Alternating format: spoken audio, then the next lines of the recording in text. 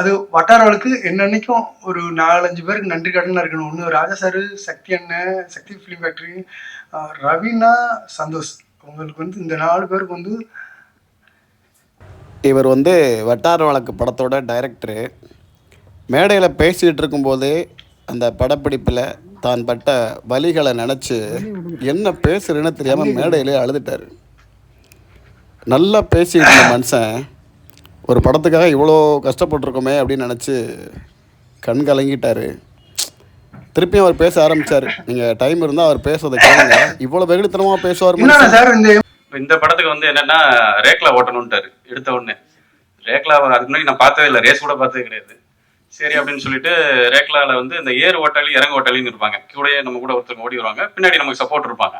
சரி, இந்த தைரியத்துல நானும் அவர் விசித்திரன் தான் வந்தா. விசித்திரன் பார்த்தாரு, இந்த மாடை பார்த்தாலே டேஞ்சரு, நீங்களாம் ரிஸ்க் எடுத்து ரஸ்க் சாப்பிடுங்க, நான் வரல, நான் ப்ரொடக்ஷன்ல கொடுக்குறதே சாப்பிட்டுக்கிறேன் அப்படின்ட்டாப்ல. சரி, நான் அந்த மாடை கொஞ்சம் பழகிறதுக்காக அதுக்கு கடலை மிட்டாய் கருப்பட்டிலாம் கொடுத்து அதெல்லாம் தடவை கொடுத்து எல்லாம் செட் பண்ணியாச்சு. சரி, மாண்டேஜஸ்லாம் எடுத்தாச்சு, அந்த ரேஸ்லாம் எடுத்தாச்சு. அப்புறம் நெஞ்சா ரேஸுக்கு கூப்பிட்டு போயிட்டாப்புல ராமச்சந்திரன். போய் மாண்டேஜ் தான் இருக்க போகிறோம், வாங்க வாங்கன்ட்டாப்புல. டக்குன்னு ஒரு வண்டி திரும்பும்போது ஏறிடுங்க அப்படின்ட்டாப்புல. அது பழகாத மாடு. இல்லை பக்கத்தில் ஆள் இருக்காங்க, நீங்கள் ஏறுங்க, ஒன்றும் பண்ண முடியாது, அப்படியே கொஞ்சம் தூரம் போயிட்ட அப்புறம் நீங்கள் இறங்கலாம். சுரேஷ் கேமராமேனு ரெடிப்பா, ஜூம் போட்டுக்க, பண்ணிக்கோங்கன்னொன்னே எல்லாம் ரெடி ஆயிடுச்சு. வண்டி பார்த்தீங்கன்னா ஒரு 40 கிலோமீட்டர் ஸ்பீடில் போகுது. என்னங்க இவ்வளோ வேகமாக போகுதுன்னு பின்னாடி திரும்பி பார்த்தா பின்னாடி ஆளக்கணும். ஐயோ இன்னும் அப்படி பின்னாடி சைடில் பார்த்தா சைட்லேயே ஆளக்கணும், நான் மட்டும்தான் இருக்கேன். பின்னாடி ராமரை பார்த்தா இங்கே பார்க்காதீங்க, அங்கே பார்த்து ஓட்டுங்க அப்படிங்கிறப்ப. சரி ஓகே. என்னன்னா அந்த ரேக்லால என்னன்னா ஒரு மாடு இன்னொரு மாடு ஒன்று வேகமாக ஓடும், ஒன்று அதை அட்ஜஸ்ட் பண்ணி ஓடும். இதெல்லாம் நான் கற்றுக்கிட்டது இந்த படத்துக்காக. சரி, அது என்னன்னா அப்படி இடது பக்கம் திருப்பினா லெஃப்ட் போயிடும், வலது பக்கம் திருப்பினா ரைட்டு போயிடும். ரெண்டையும் பிடிச்சி இழுத்தோம்னா தான் நிற்கும். சரி, ஷார்ட்டை முடிச்சிருக்கணும், பிடிச்சி இழுத்தா பிரேக்கை போட்டால் நிற்க மாட்டேங்குது, அது பிச்சுக்கிட்டு போகுது. சரி, போற வரைக்கும் போவோம் அப்படின்னு நிற்குன்னு பார்த்தா இடையில கம்மாக்குள்ள இறங்கிச்சு. ரேஸ் நேராக போயிட்டு இருக்கு, இவங்க லெஃப்ட் போயிடுச்சு. ஐயோ பார்த்தா உள்ள ஃபுல்லா கருவேல மரம், உள்ள போட்டா கிழிச்சிடும். என்ன பண்றதுன்னு தெரியலங்கும் போது வேற வழி இல்லை, சின்ன ஒரு பயம் வேற. ஏன்னா குதிச்சாகணும். குதிச்சு ரொட்டேட் ஆகி கீழே நின்றுட்டு அப்படி திரும்பி பார்த்தேன், இன்னைக்கு கொண்டு எங்க கோத்து விட்டுருக்க பாத்தியா ராமச்சந்திரா அப்படிங்கிற மாதிரி. சூப்பர் சுரேஷ், ஷார்ட் கிடைச்சதா அப்படின்னா. சுரேஷ் அந்த பக்கம்ட்டு ஃபோக்கஸ் மிஸ் ஆயிடுச்சு, ஒன்மோர் போலாம். டேய் ஏன் அப்படி பண்ற சுரேஷ் அப்படின்னா, அது மாதிரி இது எதுக்கு சொல்ல வந்தேன்னு வச்சுக்கோங்களேன். டைரக்ஷனுக்குள்ள போயிட்டா அப்படின்னா காது கேட்காது, அவ்வளவு ஆர்வமா இருப்பாப்ல.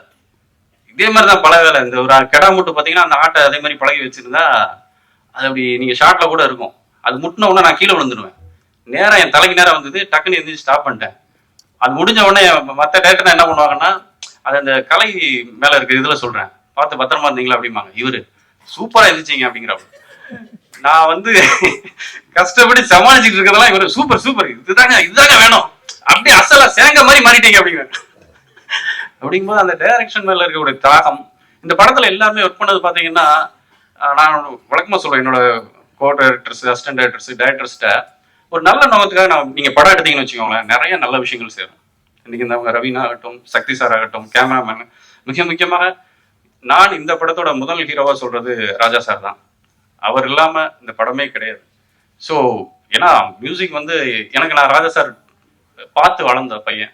ஸோ அவரோட மியூசிக் ரொம்ப இதாக இருந்தது. ஸோ ஒரு நல்ல மனிதனுக்கு இன்றைக்கு இருக்கக்கூடிய இளைஞர்களுக்கும் சொல்றேன், எல்லாம் அசிஸ்டன்ட் டைரக்டரா ட்ரை பண்ணிட்டு இருக்கவங்க, உங்க நோக்கம் நல்லதா இருந்தா நல்ல டீம் சேரும். அப்படிதான் எங்களுக்கு டூலெட்ல நடந்துச்சு, இப்போ வட்டார வழக்கு நடந்திருக்கு. இப்போ கண்டுசாமி ராமச்சந்திரன் பேசுவார். பத்திரிகையாளர்கள் நண்பர்கள் எல்லாருக்கும் ஒரு பயங்கரமான வணக்கம், நன்றி. என்னன்னா ரொம்ப நாள் ஆச்சு சினிமாவுக்கு இந்த தாமதம் ஏற்படும் போதெல்லாம், சோறு அதிகமாகும் போதெல்லாம் ஒரு சார்ஜ் ஏற்றணும் அப்படின்னு தோணும் போல உங்களுக்குள்ள நான் நடுவில் உட்காந்துருக்கேன் ரொம்ப நாள். அப்போ இந்த ஃபங்க்ஷன்லாம் இருக்கும்போது அது ஒரு மாதத்துக்கு தாங்குவேன். இப்படித்தான் இது வரைக்கும் தாக்கு பிடிச்சிருந்தது.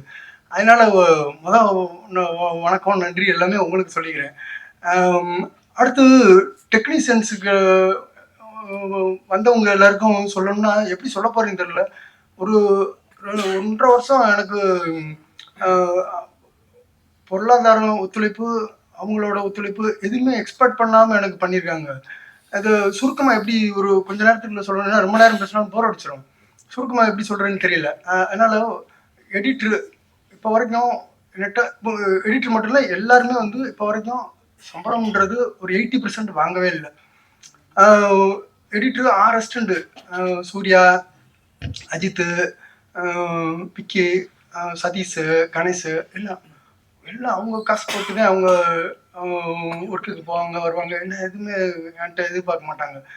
பயங்கரமான ஒத்துழைப்பு இப்போ வரைக்கும் எடிட்டரு. கேமராமேன் 2 பேரும் டோனி ஜான் 2 கேமரா வேணும்ன்றதுல பிடிவாதமாக இருந்தேன். குரசோவா மாதிரி பண்ணணும்ட்டு. அவரோட குழந்தைக்கு கீழே தான் நான் குரசோவா மாதிரி மேக் பண்ணணும்ட்டு 2 கேமரா யூஸ் பண்ணேன். அப்போ 2 பேரையும் கூப்பிட்டு டோனி ஜானியும் சுரேஷ் கேட்கும்போது தாராளமாக பண்ணலாம், அந்த லிவானி ஸ்கிரிப்டை படிச்சுட்டு நல்லா பண்ணலாம்ட்டு 2 பேரும் வந்தாங்க. இப்போ வரைக்கும் அவங்களுக்கான சம்பளத்தெல்லாம் கேட்டிங்கன்னா கொஞ்சம் கூட நம்ப மாட்டீங்க. ஒரு கூலி வேலை பார்க்குற ஆளோட குறைவாக நான் கொடுத்தது மொத்த சம்பளத்தையும் சேர்த்தோம்னா அவங்க 2 பேரும் அவ்வளவு பயங்கரமான ஒத்துழைப்பு. இப்போ வரைக்கும் என்னன்னு கூட கேட்டுக்கல, வந்து படம் பார்த்தோம் திருப்தி, இது போதும் அப்படின்னுட்டே இருப்பாங்க. அதுக்கு பிறகு முடிச்சுட்டு ட்ரெய்லர் முடிச்சுட்டு ரொம்ப எந்த திசையில் பயணிக்கிறதுன்னு தெரியாதப்போ ஒருத்தர் ஓயாமல் சொல்லிக்கிட்டு இருந்தாங்க, ஒரு கொஞ்சம் ஒரு லாய்க்கான ஆள் அப்படின்னு 2-3 எனக்கு அறிமுகமே இல்லையா என்பது விஜய் சத்யா அவர் தான் சொன்னாப்புல. நம்ம எனக்கு சாரை தெரியும் அப்படின்ட்டு கூப்பிட்டு போய் இந்த பிரசாத்தில் ஷோ விட்டு வெளியே வரும்போது கேபிள் சங்கர் சாரை காட்டினேன். அப்போ நான் அந்த ட்ரெய்லர் மட்டும்தான் வச்சுருந்து பார்த்தாங்க. ஸோ மாஸ் ஹோட்டலுக்கு வெளியிலேருந்து பார்த்துட்டு அப்படியே பார்த்துங்க. கொஞ்ச நேரத்தில் அப்படியே சீரியஸ் ஆனாங்க. சரி, ஏதாவது வாய்ப்பு இருந்தால் நான் கூப்பிட்றேன் அப்படின்னாங்க. நான் அங்கேருந்து பிரசாத் ஸ்டுடியோ போகிறக்குள்ளே எனக்கு ஃபோன் பண்ணிட்டாங்க. ஒரு 1/4 மணி நேரம் இருக்கும், நான் மெதுவாக போய் டீ சாப்பிட்டு அப்படின்னு போகிறக்குள்ள 1/4 மணி நேரத்தில் கூப்பிட்டாங்க. பார்க்கலாமா படத்தை அப்படின்னாங்க. சார் உடனே பார்க்கலாம், அதுக்கான உங்களை பார்க்க வந்தேன். உடனே அடுத்த நாளே அரேஞ்ச் பண்ணி பார்த்தாங்க. ப்ரொடியூசர் ராமச்சந்திரன் சொல்லி பயங்கரமான ஒத்துழைப்பு கொடுத்தாரு. உள்ளே வந்தார், ஆனால் பணம் மட்டும் கொடுத்துட்டு எந்த எதிர்பார்ப்பு இல்லாமல் வெளியே போயிட்டார்.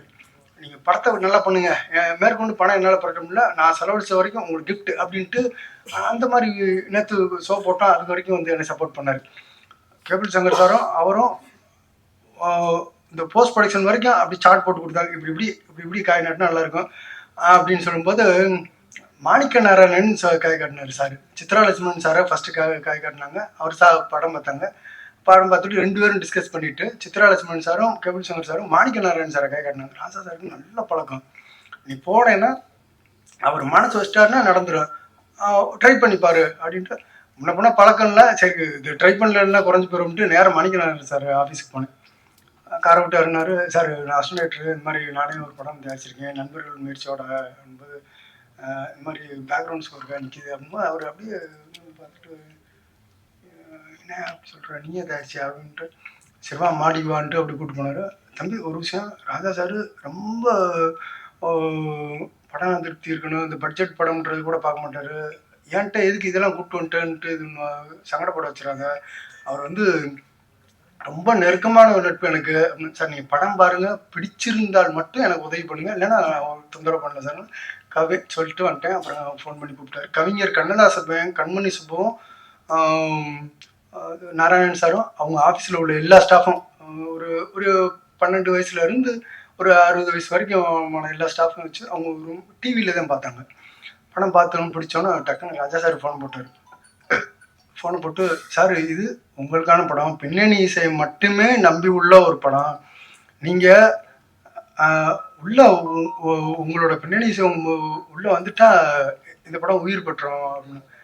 சரி ஒரு நாளைக்கு கூப்பிட்டு வா அப்படின்னு ஒரு 4 நாளில் கூப்பிட்டு போயிட்டாங்க. சார் இது விட்டுறக்கூடாது வாய் அப்படின்னு கூப்பிட்டு போயிட்டு ராஜா சார் என்ன வந்துட்டு பார்த்துக்கு படம் அந்த மாதிரி வட்டார வழி சார் இது முடிச்சிருக்கீங்க பின்னணி இசை, சரி கூப்பிட்றேன் அப்படின்னா அவரும் ஒரு மேஜிக் மாதிரி ஒரு 2 நாளில் கூப்பிட்டு விட்டு கண்டென்ட் எல்லாம் ரெடியாக இருக்கேன் பார்க்கலாமா அப்படின்னாரு. பார்க்கலாம் சார். உடனே அடுத்த நாள் காலையில் ஞாயிற்றுக்கிழமை ஒரு நாள் காலையில் வர சொன்னார். போய் பார்த்தோம், படத்தை அப்படியே ஃபுல்லாக பார்த்தாங்க. பார்த்துட்டு டக்குன்னு திரும்பி என்னை பார்த்தாரு. நாளைக்கு பேக்ரவுண்ட் ஸ்கோர் ஆரம்பிச்சிடலாம்னாரு. என்கிட்ட 50 நிமிஷம் கூட இல்லை, நாளைக்கு ஆரம்பிக்கலாம்னு சார் சொல்கிறாங்க. அவங்க எஸ் சொன்னது ஆகாயத்தில் பறக்கிற மாதிரி இருக்கு, ஆனால் ப்ராக்டிக்கல்னு ஒன்று இருக்குன்ட்டு நாராயணன் சார் சொன்னேன். இன்னும் இல்லை, ஒரு சின்ன டைம் எடுத்து ஏதாவது முயற்சி பண்ணுவேன், ஏதாவது ரெடி பண்ணிக்குவேன். ஒரு ஸ்டுடியோ சார்ஜ் இப்போ ஒரு 2 சாங் வச்சுருக்க ஒரு அமௌண்ட் சார்கிட்ட பேசிட்டு சொல்கிறாரு. சொன்னோன்னா டைம் ஆனாலும் பயப்படாத நான் பார்த்துக்கிறேன் அப்படின்னு சொல்லி அனுப்பிச்சுடுறாரு. நான் என் நண்பர்கள்ட்ட போய் அதில் ராஜா சார் ஃபேன்ஸ் அதிகமாக இருக்கவங்களா பார்த்து கேட்குன்னு நிஜமாவே வந்து 30 பேர்கிட்ட கேட்டேன். அதில் ஒரு 16 பேர் வரைக்கும் நோவே சொல்லாமல் ஒரு 20-25 நாளில் எனக்கு கொடுத்தோன்னா அப்புறம் அப்பவும் பார்க்கும்போது அதில் சில பேர் வந்து பாதி தான் கொடுத்தாங்க, இவ்வளோதான் முடிஞ்சுட்டாங்க. அப்போது நேராக ராஜா சார்கிட்ட போய் உட்காந்து மாணிக்கநாதன் சார்கிட்ட மூலியமாக போகும்போது சார்கிட்ட போய் தொகை இவ்வளவு தான் வந்துச்சுன்ட்டு ஒரு செக்கை எடுத்து கொடுத்து பார்த்தா, அப்போ சாரு ஒரு சின்ன பட்ஜெட்டுக்கான அடிப்படை செலவு மட்டும்தான் கேட்டிருந்தாங்க. அதில் ஒரு 60% நான் கொடுத்துருக்கேன், 40% இல்லை. அப்படியே பார்க்குறாரு, செக்கை பார்க்குறாரு, அப்படியே என் கண்ணை பார்க்குறாரு. கடைசி என் கண்ணை ஒரு ஒரு ஒரு 30 செகண்ட் பார்த்துட்டே இருந்திருப்பாரு. சரி, எவ்வளோ பேர் வழி அமுச்சு விட்ருங்க, பார்த்துக்கலாம் அப்படின்னாரு. அப்படியே விழுந்துட்டேன், காலைல விழுந்துட்டேன். கொண்டு வந்து ஒரு 12 நாள் முழுசாக உட்காந்து சாங்ஸு பேக்ரவுண்ட் ஸ்கோர்லாம் சாரு ஒரு தியானம் மாதிரி பண்ணாங்க. ஒரு தெலுங்கில் ஹிட்டான, ஒரு மலையாளத்தில் ஹிட்டான ராஜா சாரோட 90s சாங்கை வந்து எனக்கு எதுவுமே மாற்றாமல் அப்படியே கொடுத்துருங்க அப்படின்னு சொன்னேன். அவருக்கு ஒரு சந்தோஷம். ஏன் அப்படின்னு காரணம் கேட்டாங்க. இல்லை சார், இது பீரியடு படம், அது அந்த வாசனையோடு நீங்கள் அப்போ போட்டது அது வேணும் அப்படின்னு நல்லா சூஸ் பண்ணியிருக்க வா அப்படின்ட்டு. அப்புறம் சின்ன சின்ன கரெக்ஷன் மட்டும் இப்போ உள்ள இது தந்தாப்புல சின்ன சின்ன கரெக்ஷன் மட்டும் பண்ணிவிட்டு அப்படியே பண்ணி கொடுத்துட்டாங்க. அது வட்டாரவளுக்கு என்னன்னைக்கும் ஒரு 4-5 பேருக்கு நன்றி கடனாக இருக்கணும். ஒன்று ராஜா சார், சக்தி அண்ணன், சக்தி ஃபிலிம் ஃபேக்ட்ரி, ரவீனா, சந்தோஷ். உங்களுக்கு வந்து இந்த 4 பேருக்கு வந்து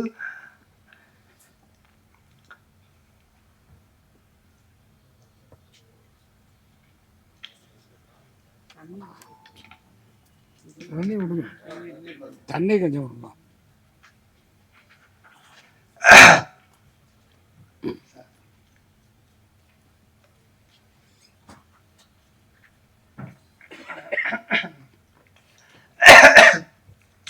என்னன்னா சார், இந்த எமோஷனலுக்கு காரணம் என்னன்னா, ரவீனாவுக்கும் சந்தோஷுக்கும் வந்து அவங்க இப்போ நான் இந்த மேடையில் சொன்னேன்னா ஒரு செயற்கையா தெரியும். இவ்வளோ ஒத்துழைப்புலாம் எப்படியா கொடுப்பாங்க ஆர்டிஸ்ட்டுன்னு. நான் சந்தோஷம் வந்து ஒரு ரூம் மட்டும் எடுத்துக்கிட்டாப்புல. ஒரு என் ஊரில் கிராமத்தில் ரூம் மட்டும் எடுத்துக்கிட்டாப்புல. ரவீனாவுக்கு நான் பார்த்து பண்ணி கொடுத்தேங்க, எனக்கு இது போதும், ஏன்னா இந்த மூடு இந்த வாசனையோட என்ன இருக்குன்னுட்டு ஒரு பைக் கேட்டாப்புல. காரில் அரேஞ்ச் பண்ணாதே, பைக் கொடுங்கன்ட்டு. அப்படியே அந்த இன்னொரு அந்த ஒரு சேங்க மரம் யாருன்னு கேட்டுட்டு அப்படி ஸ்டடி பண்ணிக்கிட்டு வச்சுக்கிட்டு அந்த ரேக்கில் பந்தயம் ஓடுறதுன்றது அதெல்லாம் அவர் கம்மியாக சொல்லியிருக்காப்புல. இன்ட்ரெஸ்டிங்காக பேச முடியல, ஏன்னா கடந்த பூரா ஏன் நான் சீரியஸாகவே இருந்தேன். அதை அவர் மாதிரி ஜாலியாக சொல்ல முடியல. ஒரு தீ சுற்றும் போது நீங்கள் அந்த ஷார்ட்டை கூடுன்னு பார்த்தீங்கன்னா தெரியும், அவர் தொடையில் ஒட்டிக்கிடுச்சு தீ பந்தம் ஒட்டிக்கிட்டு வெந்து நைட்டு 12 மணிக்கு அவர் ஓரமாக போட்டுட்டு நான் செல்ஃபீஸாக தான் இயங்கினேன். ஏன்னா ஊர் க்ரௌடு 300 பேரை கூப்பிட்டுருக்கேன், அவங்க அவ்வளோ ஒத்துழைப்பு கொடுத்துறாங்க. அந்த விட்டுறக்கூடாது, அந்த சொக்கப்பயம் கொடுத்துறது அதெல்லாம் எடுக்கணும்ட்டு நான் சந்தோஷம் கவனிக்கல. 2 இன்சிடென்ட்ல வந்து ஒரு சந்தோஷம் ஒரு 1.5 நாள் என்கிட்ட பேசாமே இருந்தாப்புல. ஒன்று அந்த ரெக்ல பந்தயம் போகும்போது மேலூர்கிட்ட போகும்போது தூக்கி கம்மாக்குள்ள எரிஞ்சிருச்சு, கருவேலை முழுக்குள்ள விழுந்துட்டாப்புல. அப்போ ஒரு 1.5 நாள் பேசாமல் இருந்தாப்புல. இதெல்லாம் ஃபைட் மாஸ்டர் வச்சு ப்ராப்பராக பண்ண வேண்டிய ஏரியா, என்ன எப்படி பண்ணிக்கிட்டு இருக்கா அப்படின்னாப்புல. சார் மரியாதை பேசுவாப்புல. நான் என் ஊரில் வளர்ந்ததுன்னா அந்த ஸ்லாங்கில் சொல்கிறேன். ஆமாம், இப்படி பண்ணிக்கிட்டு இருக்கீங்க அப்படின்னாப்புல. இல்லைங்க, இது பென்னர் மாதிரி ஆசைப்பட்டேன். நமக்கு பட்ஜெட் அதெல்லாம் சாத்தியமே இல்லை, நம்ம முடிஞ்ச வரைக்கும் என்ன மாதிரி இதெல்லாம் பண்ண தேங்க கொஞ்சம் உயிராக வரும் அப்படின்னா. அப்புறம் ஒரு நான் சினிமாவில் எனக்கு முன்னாடி டிஎஃப்டியில் இருந்து ஆரம்பித்தாள். நம்மளாம் வெளியில் குடம்பகத்தில் வாய்ப்பு தேடிட்டு இருக்கும்போது ஒரு வேறு மாதிரி முறையாக படித்து வந்தாள். அப்படியே உள்ளே இறங்கிட்டாப்புல. அதில் கேமராமேனுக்கு யாருக்காவது முடியல, உடம்பு முடியல, ஒரு 4-5 நாள் டோனிக்கு உடம்பு முடியல, என்ன வந்துட்டாப்புல. என்னங்க 2 கேமரா காசுலாம் போயிருமேன்னு, வேலை நடக்க நீ தைரியமாக ஆரம்பிங்க அப்படின்னாப்புல. அடுத்த நாள் வேஷ்டி கட்டிட்டு குளத்துக்குள்ளே இறங்கிடுவாப்புல. அவர் கேமராமன்றது எனக்கு அப்போ தான் ஸ்ட்ரைக் ஆகும். பட்டை கலப்பாப்புல இறங்கி உட்காந்துட்டு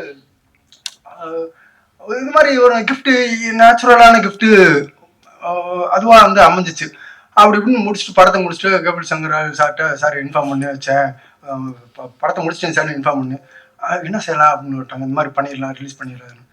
சார் ராஜா சார் வேணுன்றது வந்து ஸ்கிரிப்ட் எழுதும் போதே எழுதுனேன். இது சின்ன பட்ஜெட் இவங்கெல்லாம் சொல்கிறாங்க, யாரும் நம்பாதீங்க. இது வந்து 8 வருஷம் என்னோட டைமை போட்டால் பெரிய பட்ஜெட்டு, அந்த டைம் தான் பட்ஜெட்டு. அந்த டீட்டெயில் பார்த்தாலும் நீங்கள் பார்த்துட்டீங்க, உங்கள்கிட்ட போய் சொல்ல முடியாது, டீட்டெயில் பார்த்துட்டீங்க, அவங்களுக்கே தெரியும். அதில் சார்கிட்ட கேட்கும்போது அப்போ ரிலீஸ் பண்ணிடலாம்ல. சார் ரொம்ப பெரிய பட்ஜெட் போட்டு எடுத்திருக்கான், அப்படிலாம் ரிலீஸ் பண்ணிடக்கூடாது. அதுன்னு இது வந்து சக்தி சார் அவங்க மாதிரியே ஒரு இன்ட்ரோ கொடுத்தீங்கன்னா எல்லாரும். ஏன்னா சக்தி சாரோட தம்பி புகழ் வந்து என்னோட 15 வருஷம் ஃப்ரெண்டு, அவன் கேமராமேன். அறிமுகப்படுத்த மாட்டேன்ட்டான். இல்லை அண்ணன் வந்து ஒரு பிரின்சிபல் வச்சுருக்காங்க, படம் முன்ன பொண்ணுலாம் இல்லை, பேரை கெடுத்துடக்கூடாதுன்றலாம் கவனமா இருக்காங்க அப்படின்ட்டு புகழ் அறிமுகப்படுத்துறதுக்கு பயப்படுறேன். அப்போ உங்கள யாருன்னு சொல்ல வரும்போது ஒரு 3 பேர் என்னை கூட்டு போனீங்க. அங்க கூட்டு போய் இந்த மாதிரி பேசி சக்தியானன்ட்டு வந்து படத்தை காட்டலாம் அப்படின்னு. ஏன்னா உங்கள 3 பேரும் போது அவங்கள பிரிச்சு சொல்லக்கூடாது. நீங்க உங்க சப்போர்ட் ஃபுல்லா எனக்கு இருக்கு. 15-20 வருஷமாவே அந்த 3 பேருக்கு கூட்டு போய் சக்தியானன்ட்ட படத்தை போட்டு காமிச்சா சார். ஏன்னா எல்லா குழந்தையும் வேணுன்ற மாதிரி நீங்க எல்லாரும் கொடாங்கி, ஒட்டனு, சதீஷ், உங்க 3 பேரும் வந்து அதுக்கு காரணம் அவங்கள கை காட்டினது காரணம் கேபிள் சாரும் விஜய் சத்யாவும். அவங்க 3 பேரும் பார்த்துட்டு சரியான இடத்த சூஸ் பண்ணியிருக்க வாய் அப்படின்ட்டு சத்யானனுக்கு போய் படத்தை காமிச்சோம். பார்த்தோன்னே அப்புறம் கடன்ட்டு இங்கே வரைக்கும் கைடு, அண்ணன் கைடு எல்லாமே பண்ணி ராஜா சார் இதை முடிச்சுட்டு நீங்கள் வந்தோன்னே உடனே ஆரம்பிச்சிடலாம்னு சொன்னாங்க. அப்புறம் ராஜா சார் மாதிரி சொன்னாங்க. அதை முடிச்சுட்டு வந்தோன்னே அடுத்து ஒரு 30-35 நாளில் கேட்டுக்கிட்டே இருந்தேன். முடிச்சுட்டு போனோடனே சொன்னேன் படம் முடிச்சுட்டேனே அப்படின்ட்டு. தீபாவளியிலேருந்து 24ஆம் தேதி படத்தை போடும். 5 நாள் தான் உடனே படத்தை ரிலீஸ் பண்ணுறேன். வெயிட் பண்ணுங்க டிசம்பர் 1 கொடுங்கண்ணே அப்படியே ஒவ்வொரு விஷயமா பார்த்து ரூல்ஸ் இங்கே வேற கணக்கு இருக்கு, நம்ம கவனமாக போகணும் அப்படின்ட்டு இந்த தேதியை தேர்ந்தெடுத்து கொண்டு வந்து நிறுத்திட்டாங்க. இவங்கள சுருக்கமா சுருக்கமா பேசிக்கிறீங்க. நிறைய விஷயங்கள் புத்தகம் மாதிரி இருக்கு. அப்புறம் வெங்கடேஷ், விசித்திரன் இவங்க எல்லாம் ஆரம்பகால நண்பர்கள். அதனால வந்து விஜய் சத்யா, வெறி முருகேசன் இவங்கெல்லாம் இந்த அஸ்டன்ல டிராவல் பண்ணிக்கிட்டு இருக்கும்போது இருந்த நட்பு வட்டாரம். அதனால எதுவுமே எதிர்பார்க்க. இந்த ரவீனா, சந்தோஷம்லாம் வந்து சமீப பழக்கம், 4 வருஷம் பழக்கம். அவங்க வந்து ஆரம்பத்துல இருந்து வந்ததுனால வந்து என் வீட்டுல படுத்துக்கிட்டாங்க, சாப்பிட்டாங்க, இருக்கிற வச்சு சமாளிச்சுட்டு எதுவுமே எதிர்பார்க்காம முழுக்க எல்லா வேலையும் பார்த்துக்கிட்டு ஒத்துழைச்சாங்க. அதனாலதான் இந்த டீட்டெயிலா எடுக்கும்போது வைக்கும்போது சப்போர்ட் இருந்துச்சு. இந்த ஒத்துழைப்பு இருந்தனாலதான். அவங்க பிரசன்னான்னு சொல்லி தம்பி ஒருத்தன், அவன் என் படத்துக்கு இது மிகையாதான் இருக்கு நான் சொல்ற வார்த்தை, அதே நிஜம். என் படத்துக்கு என்னை விட காம்ப்ரமைஸே ஆகாம பிடிவாதமா அவனுக்கு வந்து அந்த படத்துக்கு ஸ்டோரி போர்டு அவன் தான் பண்ணேன். படத்துக்கு ஷூட்டிங் எடுத்தது வந்து 57 நாள் பேட்ச் ஒர்க்கோட சேர்த்து. அவன் வந்து 72 நாள் ஸ்டோரி போர்டு வரைஞ்சான். நான் ரஃபா அப்படியே வரைஞ்சு ஒவ்வொரு ஷார்ட்டா வரைஞ்சு அப்படியே காட்டினேன். அதை அப்படியே எடுத்துட்டு பென் டேப்லெட் வச்சுட்டு உயிரா நான் ஏதாவது ஒரு இன்டர்வியூல காட்டிடுறேன். அந்த ஸ்கிரிப்ட் புக்கு 8 வருஷம் எழுதுனது டீட்டெயிலையும் அந்த ஸ்டோரி போர்டு புத்தகமும் இன்னும் அப்படியே இருக்கு. 72 நாள் எடுத்துட்டு முழு படத்தையும் வரைஞ்சு கொடுத்துட்டேன். இதான படம்ட்டு. அப்புறம் கேமராமேனுக்கு எழுதியாச்சு. குரசவா மாதிரி படம் பண்ணணும்னு ஆசைப்பட்டோம். அது 2 கேமராமேன் வந்து ஒரு சின்ன பட்ஜெட்ல அதை ஒரு நீங்க பாத்திருக்கீங்களா, அதை பண்ணி கொடுத்துட்டாங்க சார்.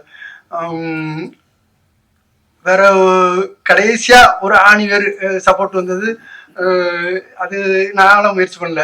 சக்தியான்கிட்ட சொன்னேன், இந்த மாதிரி ஒரு நல்ல ஒரு செட்டப்போட ஒரு பிஆர்ஓ எல்லாம் இருந்து அப்படியே ரிலீஸ் பண்ண நல்லா இருக்கணும்னு உடனே அண்ணன் ஃபோன் போட்டு சுரேஷ் சந்திரா சார் ஃபோன் போட்டு அண்ணன் ஃபோன் பண்ணும்போது சொன்னாங்க, சார் ஒரு நல்ல படம் நான் டிசைட் பண்ணியிருக்கேன், நான் எதுவும் எக்ஸ்பெக்ட் பண்ணாமல் இது பண்ணுறேன், ஆனால் இந்த மேடையில தான் சொன்னாங்க நான் வந்து ஃப்ரீயாக பண்ணி கொடுக்க போகிறேன்னு. அது ஆனால் அவங்ககிட்ட சொல்லும்போது ஏதாவது நம்ம சப்போர்ட் இருக்கணும். ஏதாவது இல்லை நேரம் ஆஃபீஸ் வர சொல்லிட்டு சார் தான் கொண்டாங்க போல் அழுத்தமான சக்தி சார் யாருக்கும் பேசணும் இல்லையா, என்ன அவசியம், அவங்ககிட்ட எதுவும் எதிர்பார்க்காதீங்க, பண்ணி மட்டும் கொடுங்க அப்படின்னாங்க. அப்புறம் நாங்கள் சொன்னோம் சார் மரியாதையாக இருக்கணும் அப்படின்ட்டு சில ஆயிரங்கள் மட்டும் கொடுத்தோம்.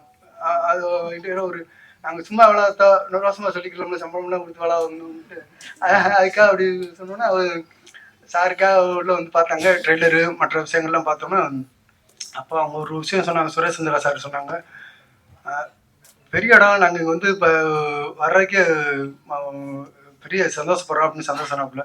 இப்படிலாம் சொல்லித்தான் கோடம்பாக்கத்தில் பல சினிமா எங்களுக்கு நெருங்க மாட்டேங்குது. அவர் சுரேஷ் சந்திரா சார் சொன்னாங்க, நாசர் சார் வரும், நாங்கள் நிறைய சின்ன படங்கள் நல்ல படங்கள்லாம் நாங்கள் எங்களுக்கும் வேலை தெரியுமையா, தூக்கி விட்டுருமையா, வர சொல்லுங்க அப்படின்னாங்க. ஏன்னா அவங்கள பெரிய செட்டப்லேயே பார்த்துட்டு இருக்கோமா, அதனால அவங்க சில பேர் அணுகாம இருக்காங்க. நான் சொல்லி நண்பர்கள் எல்லாருமே வந்து அவங்க பாருங்க கண்டிப்பா நல்லது நடக்கும். ஏன்னா அவங்க சாரை என்கிட்ட சொன்னது, அதுக்கு சாட்சி சார் பக்கத்துல இருக்காங்க. வேற ரவீனா வந்து சந்தோஷம் வந்து கொஞ்சம் விவரமா சொல்லிக்கிறேன். கொஞ்சம் அடுத்து ஆஞ்சநேயா பிக்சர்ஸ் கணேஷ் சார் இப்போ உங்கள்கிட்ட நீங்கள் பார்த்துட்டீங்க நிஜம், இதுதான் அவர் நிஜம். கோயம்புத்தூருக்கு போய் ஒரு தடவை கான்ட்ராக்ட் பிடிச்சி படத்தை போய் விமியோ ஆப்பில் போய் படத்தை போட்டு காமிச்சோம். பார்த்தாங்க ஒரு நிறுத்தி ஒரு நாள் பிஸிமேன், பயங்கர பிஸிமேன், 3.5 லட்சம் பேர் அவர் கீழே வேலை பார்க்குறாங்க. நிறுத்தி பார்த்தாங்க. பார்த்தோன்னா அடுத்த நாள் ஒரு தடவை நான் பார்க்கணும், நீங்கள் ஊருக்கு போங்கன்னு சொல்லிட்டு பார்த்தாங்க. பார்த்துட்டு சார் நான் நிறைய படம் பார்த்தேன், எனக்கு பிடிச்சிருக்கு, நான் கண்டிப்பாக முடிவு பண்ணுறேன், நான் ஹெல்ப் பண்ணுறேன் அப்படின்னாங்க. அப்புறம் ஒரு 10 நாள் கழிச்சு ஃபோன் பண்ணாங்க, சார் நீங்கள் விமியோ ஆப்பில் காட்டினது பெரிய திரையில் வருமா, அப்படியே ஃபீல் இருக்குமா அப்படின்னாங்க. கேட்குறீங்க அதில் வேற மாதிரி அவரை போது அதுதான் சார் அவர். அப்போ இல்லை நான் எனக்கு அரேஞ்ச் பண்ணுங்க, நான் காசு கொடுத்துறேன் அப்படின்ட்டு உடனே அன்றைக்கி அடுத்த நாள் காலையில் ஃப்ளைட் ஏறி வந்துட்டாங்க. டிஎஸ்ஆரில் தான் ஷோ போட்டாங்க. பார்த்தாங்க, படத்தை பார்த்துட்டு ஒன்று சார் ரொம்ப பிடிச்சிருக்கு, இல்லை அந்த ஃபீல்டில் பார்த்தே பழக்கப்பட்டேன், அதை பார்க்கணுன்ட்டேன். வந்துட்டு அப்புறம் சக்தி சார்கிட்ட தான் ஐடியா பண்ணியிருக்கேன், வச்சுக்கோங்க கூப்பிட்டு போங்க அப்படின்னு கூப்பிட்டு போய் மற்ற விஷயங்கள்லாம் பேசி கடற்கடன்னு கொண்டு வந்து இங்கே வந்து சேர்த்துட்டாங்க. அவருக்கு வந்து ஸ்பெஷல் தேங்க்ஸ். அவர் வந்து ஆஞ்சநேயரே அனுப்பின ஒரு ஆஞ்சநேயர் தான் அவர் எனக்கு பயங்கர சப்போர்ட்.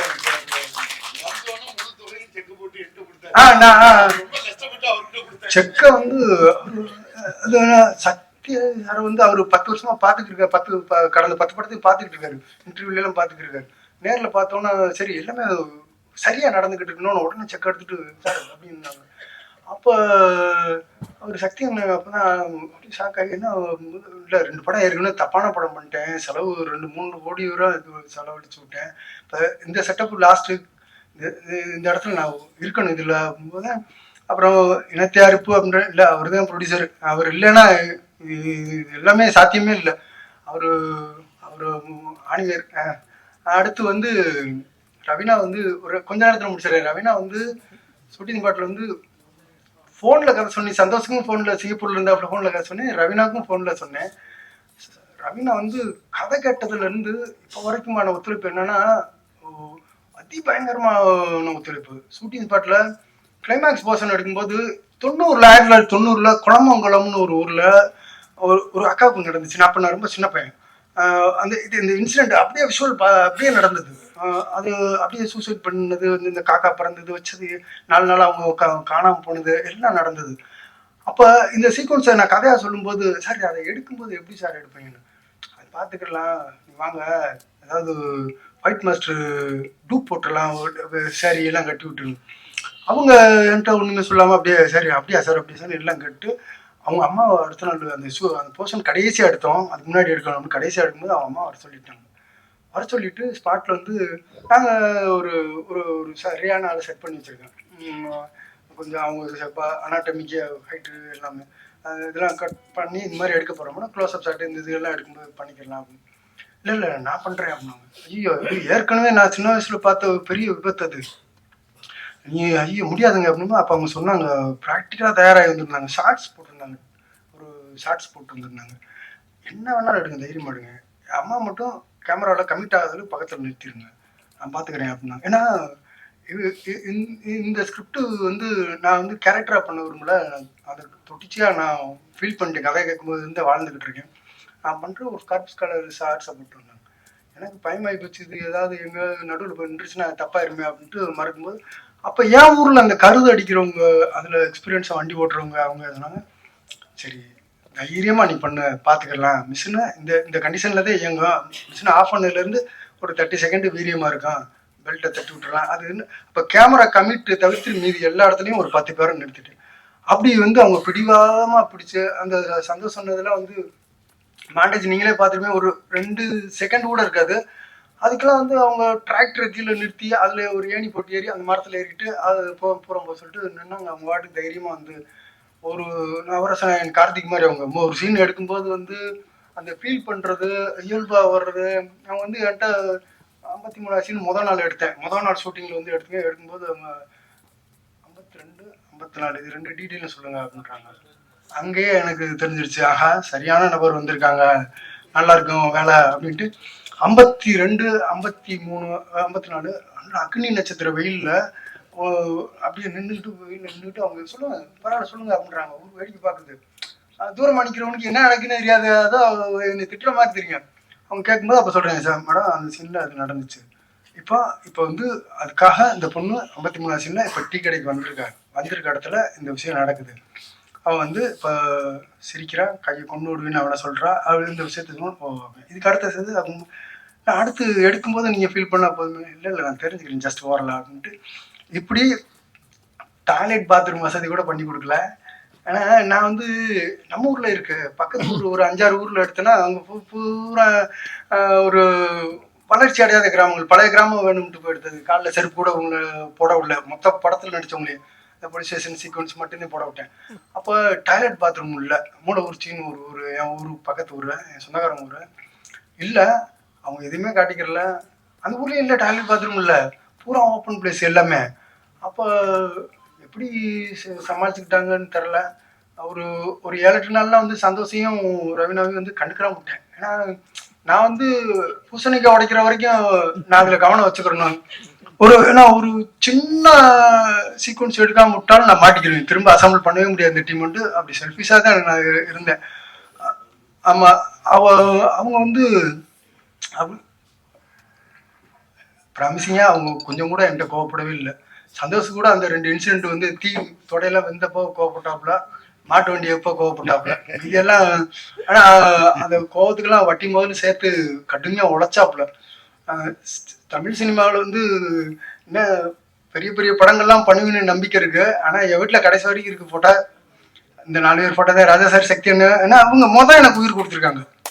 சந்தோஷ், ரவினா இவங்க இல்லைன்னா கேபிள் சார் இல்லைன்னா சான்ஸே இல்லை, சாத்தியமே இல்லை. இதெல்லாம் இல்லை. நம்ம சொல்லிக்கலாம் ஸ்கிரிப்ட் ரைட்டரு, நான் பெரிய பிரம்மா கிரியேட்டரு, அது இதெல்லாம் சொல்லலாம். டீமும் இருக்கு.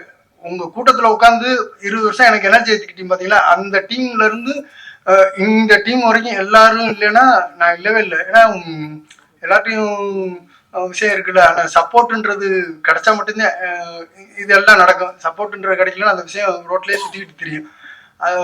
அதனால இதுதான் டீம் ஒர்க்கான சினிமா. நான் 1% வேலை பார்த்தேன், மீதி 19% 24 கிராஃப்டில் மீதி 23 கிராஃப்ட் நீங்கள் எல்லாரும் கொடுத்த ஒத்துழைப்பு தான். சந்தோஷ், ரவினா ஷூட்டிங் வரைக்கும் நியாயமாக போய் சொல்லக்கூடாது, ஷூட்டிங் வரைக்கும் ஒத்துழைச்சாங்க. அப்புறம் டப்பிங்கில் ஒத்துழைச்சாங்க, அவங்களுக்கு எக்ஸ்பீரியன்ஸ் இருக்குனால.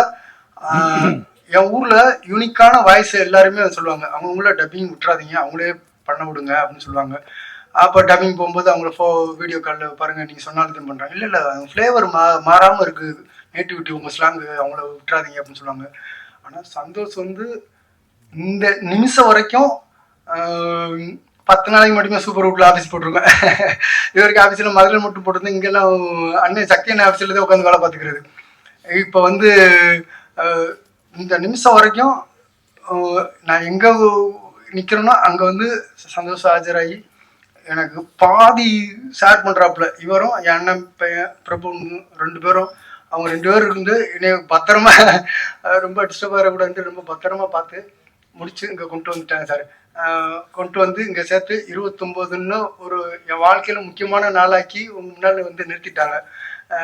காலம் நிறுத்திடுச்சு. இனி வந்து குறை நிறைகளோட வீராப்பா உங்கள்கிட்ட சொல்லிட்டு பெரிய பட்ஜெட் படம்னு, பொருளாதாரத்தில் ரொம்ப குறைவான பட்ஜெட்டில் சில குறை நிறைகளோட எடுத்திருப்பேன். அதுக்கெல்லாம் மன்னிச்சு திருவிழாடல் தருமி மாதிரி எவ்வளோ பிள்ளை இருக்கோ அவ்வளோலாம் அதுக்கு தகுந்தாப்புல அதை விட்டுட்டு மீதி வந்து எனக்கு சினிமா மேல் ஆணையாக எனக்கு ஆடியன்ஸோட திருப்தி மட்டும்தான் முக்கியம். வேற எல்லாமே வந்து பணம் அது இதெல்லாம் இல்லை. ஏன்னா அதெல்லாம் வந்து அது வரும்போது அதெல்லாம் வந்து சொல்ல முடியாது. என் நண்பர்கள்லாம் எதுவுமே எதிர்பார்க்காம கொடுத்தப்ப நம்ம அதுக்கு ஆசைப்படவே கூடாது. காலம் பூரா நான் அந்த அதுதான் எனக்கு கற்றுக்கிட்டு அந்த படம். எல்லாருக்கும் சப்போர்ட்டாக இருக்கணும். ஆடியன்ஸ்கிட்ட இருந்து இப்போ உங்களில் நிறையா பேர் வந்து இன்ட்ரோல்லே வந்து ரொம்ப பாராட்டினீங்க. நானும் இன்ட்ரோல் சுமாராக இருக்கும், செகண்ட் ஹாஃப் ரொம்ப நல்லா இருக்கும், இப்படித்தான் நான் எதிர்பார்த்துக்கிறேன். அப்புறம் செகண்ட் ஹாஃப் முடிஞ்சோன்னா அதான் இதில் உண்மையாக சொல்லணும்னா 1-2 இடத்துல என்னோட குறைகளை வந்து கரெக்டாக சுட்டி காமிச்சிங்க. அந்த படத்தை பாதிக்காதது தம்பி, நீங்கள் தைரியமாக இருங்க அப்படின்னு சொன்னீங்க. 29ஆம் தேதி 2 எஜமானர்கள், பார்வையாளர்கள், படைப்பாளர்கள், நீங்கள் பத்திரிகையாளர்கள், பார்வையாளர்கள், இந்த 2 பேரும் எழுதுகிற தீர்ப்பு தான் வட்டார வழக்கு மைலேஜ் அடுத்தடுத்து நிறைய படங்கள் பண்ணுறதுக்கு சப்போர்ட்டாக இருக்கணும். உங்களோட ஒத்துழைப்பு முள்ளு மலரும் காலத்துலேருந்து இப்போ வரைக்கும் நீங்கள் கொடுத்த ஒத்துழைப்பில் மட்டும்தான் தப்பிச்சிச்சு.